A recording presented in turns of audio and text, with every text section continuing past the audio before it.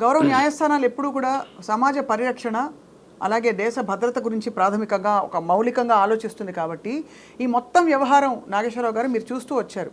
ఎక్కడెక్కడ పొరపాట్లు జరిగాయంటారు? అంటే తెలుసో తెలియక కొంత అందరూ ఇన్వాల్వ్ అయిపోయి ఒక పాయింట్ అయ్యాక వాళ్ళు తప్పుకుని ఇది ఇలా అవుతుందంటారా, లేక బలవంతంగా నిజంగానే అందరినీ ఇన్వాల్వ్ చేయబడి ఈ విధమైన, అంటే ఎందుకంటే చిక్కుముళ్ళు చాలా ఉన్నాయి.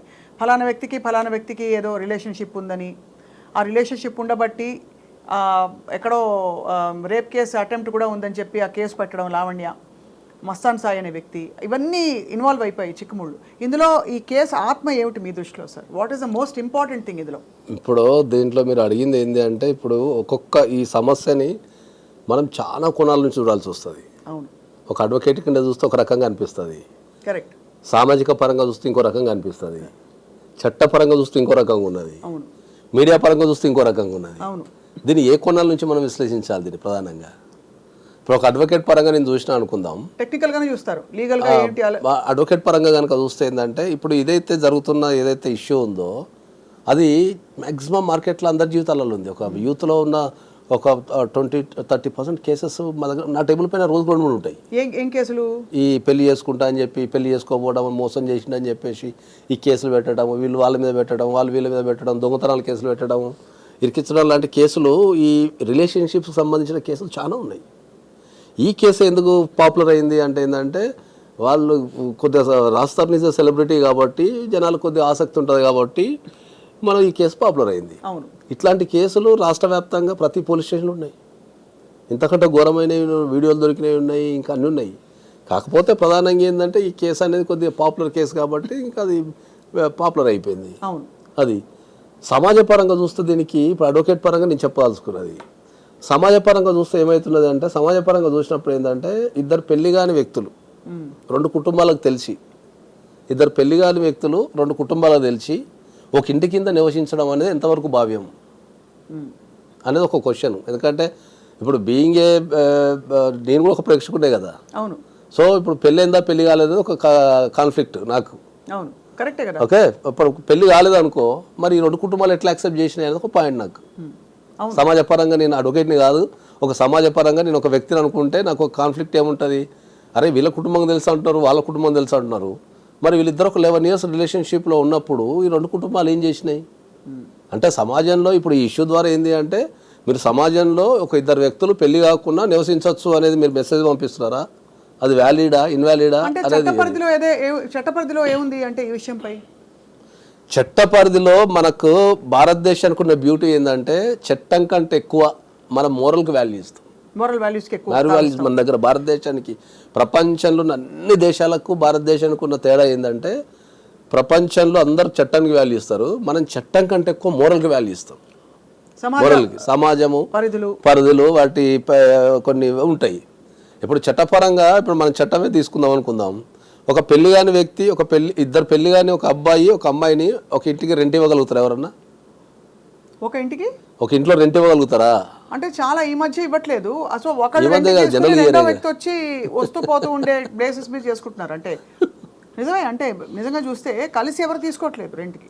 కలిసి తీసుకోవడం లేదు, మనం చట్టము మొరల్ మాట్లాడుతున్నాం. చట్టము మొరల్ మాట్లాడేటప్పుడు ఇద్దరు పెళ్లి కాని వ్యక్తులు పోయి రెంట్కు తీసుకునే అవకాశం ఉందా? లేదు. ఇస్తున్నారా? మరి చట్ట ప్రకారం ఇవ్వాలి కదా. ఇవ్వాలి. ఇప్పుడు చాలా హోటల్స్లో కపుల్స్కి మాత్రమే రూమ్స్ ఇస్తారు. అన్మ్యారీడ్ వాళ్ళకి ఇప్పటికి కూడా ఇండియాలో చాలా చోట్ల బోర్డు పెట్టి ఉంటుంది, unmarried couples are not allowed అని చెప్పేసి. మరి అకార్డింగ్ టు ద లా అయితే మరి వెళ్ళాలి కదా మరి. కాబట్టి ఏంటంటే, మనకు మోరల్కి వాల్యూ ఇస్తాం కాబట్టి చట్టంలో మేజర్ అయిన 2 వ్యక్తులు కలిసి ఉండే అవకాశం ఉంది. ఎందుకంటే లివ్ ఇన్ రిలేషన్షిప్ అనేది కోర్టులు కూడా గుర్తించినాయి. లివ్ ఇన్ రిలేషన్షిప్స్ కోర్టులు గుర్తించినాయి. మన సాంప్రదాయం కాకుండా కూడా మేజర్ అయిన 2 వ్యక్తులు కలిసి ఉండే అవకాశం ఉంది అని చెప్పి గుర్తించినాయి. సో లివ్ ఇన్ రిలేషన్షిప్ కోర్టులు గుర్తించిన సామాజిక పరంగా మోరల్గా అది తప్పేనంట మనం. రైట్. ఎవరు కూడా ఒప్పుకోరు కదా. ఒక అమ్మాయి కానీ ఒక అబ్బాయి కానీ, ఇప్పుడు నేనే ఉన్నా నా కొడుకు పోయి ఇంకో అమ్మాయిని పెళ్లి కాకుండా నేను కాపురం చేస్తా అంటే ఎవరు ఒప్పుకోరు కదా. మోరల్గా ఒప్పుకోరు. చట్టపరంగా మనం ఏం చేయలేము దాంట్లో. కాబట్టి మనం మోరల్గా వాల్యూ ఇస్తాం కాబట్టి సామాజిక పరంగా ఏంది దాని ఇష్యూ అనేది ఒకటి చూడాలి మనం. ఎన్నేళ్ల సహజీవనం ఉంటే ఇది దాదాపు పెళ్లి దాకా వెళ్ళిన విషయం కాబట్టి వీళ్ళకి ఈ హక్కులు వస్తాయి, వాళ్ళకి ఆ హక్కులు వస్తాయి అని మనకు అర్థమవుతుంది సార్. జనరల్గా సహజీవనంలో 2 సంవత్సరాలు కంటిన్యూస్ లివింగ్ ఉంటే వాళ్ళిద్దరిని భార్యాభర్తల కింద పరిగణించే అవకాశం కోర్టుకుంటుంది. సో అక్కడ పెళ్ళైందా లేదా అనే ఫోటో ముఖ్యం కాదండి. అవసరం లేదు. ఒక ఇద్దరు వ్యక్తులు కంటిన్యూస్గా ఒక ఇంటి కింద 2 years ఉన్నాము, మేము భార్యాభర్తల కింద మేము పరిగణించబడినాము అనుకుంటే వాళ్ళని భార్యాభర్తల కింద మేము కలిసి జీవించినామని చెప్పి పెళ్లి చేసుకోకుండా కనుక ఉంటే వాళ్ళిద్దరిని అక్కడున్న సాక్ష్యాలను బట్టి వాళ్ళిద్దరిని భార్యాభర్తల కింద పరిగణించే అవకాశం కోర్టుకుంటుంది. రైట్.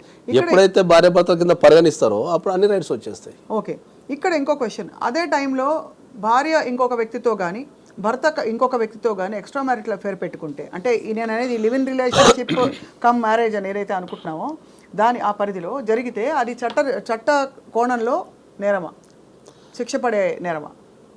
అంటే ఇప్పుడు మనకు 2 అంశాలు ఉంటాయి దీంట్లో. మనం కొద్దిగా విపులంగా చెప్పాలంటే ఏంటంటే, ఇప్పుడు పెళ్లి కాలేదు అనుకుందాము, పెళ్లి కాకుండా ఒక ఇద్దరు వ్యక్తులు లివ్ ఇన్ రిలేషన్షిప్లు ఉన్నారు, 2 years అయిపోయింది, 2 years అయిపోయింది, తర్వాత ఐదర్ ఆఫ్ ద పార్టీ ఇంకోలతో రిలేషన్షిప్లో వెళ్ళిపోయింది అనుకుందాము.